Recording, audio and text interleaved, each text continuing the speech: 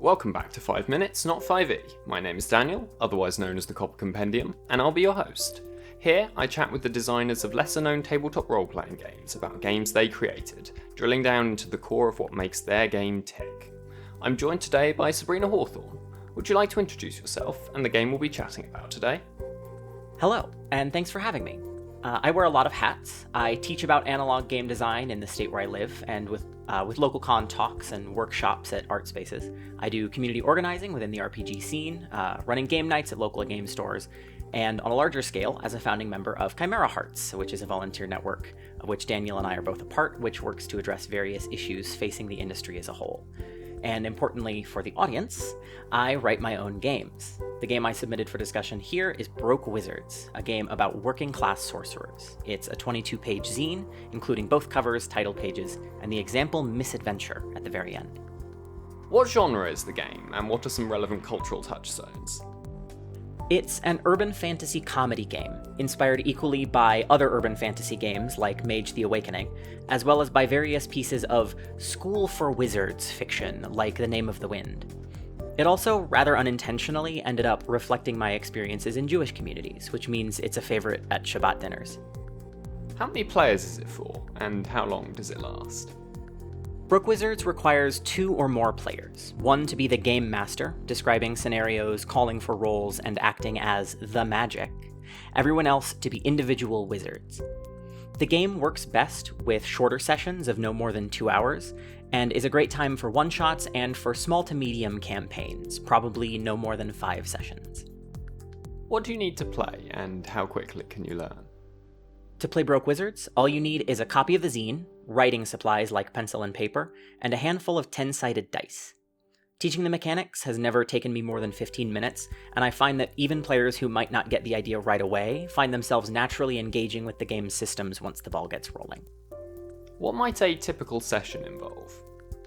Players take the role of working-class wizards who need to resort to dungeon diving and treasure hunting to pay tuition at their magical school.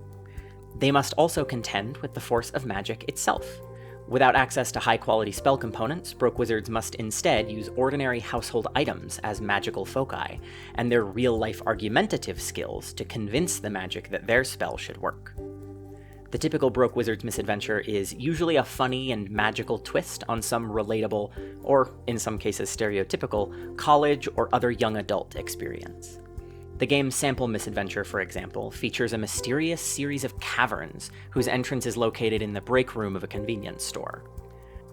Other games I've been a part of have featured cursed stick-and-poke tattoos, a kobold-run black market for low-quality marijuana, and a grad student who might have been a vampire. How have you made it accessible to beginners and people with specific needs? Aside from the photographs at the head of each section, the zine is otherwise completely plain text, and a digital purchase of the game comes with a PDF for digital reading, and one arranged, so that players can print a physical copy at their local library. The core mechanic of arguing with magic when a character attempts to cast was designed specifically to reward behaviors that naturally emerge at most RPG tables. Additionally, there is a sample misadventure at the end of the zine, and each section of the rules includes relevant lists for both the players and the game master to pull from. For example, when determining what kinds of junk a broke wizard might have in their pockets, the section on character creation includes a list of 20 example items, like an empty wallet, a library card, or the butt of a cigarette. Thanks, Sabrina, for chatting with me about Broke Wizards.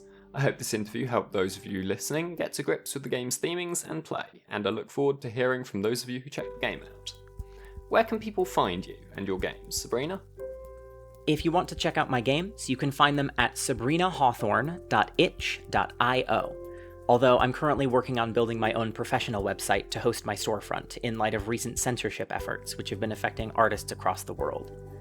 If you want updates on that process, or to read my thoughts and insights about game design, you can follow me on Tumblr at tumblr.com/SabrinaHawthorne. You can find those links, as well as links to the transcript of this entry and links to the game, in the video description. If you want to find games with similar themes or gameplay to this one, there will also be links to relevant playlists. And that rounds out this entry of 5 Minutes, Not 5e. If you want to hear me chat further with Sabrina about Broke Wizards, check out the Beyond 5 Minutes episode, where we'll delve into arguments as mechanics, evocative items, and more. Until then, thanks for listening. Until next time.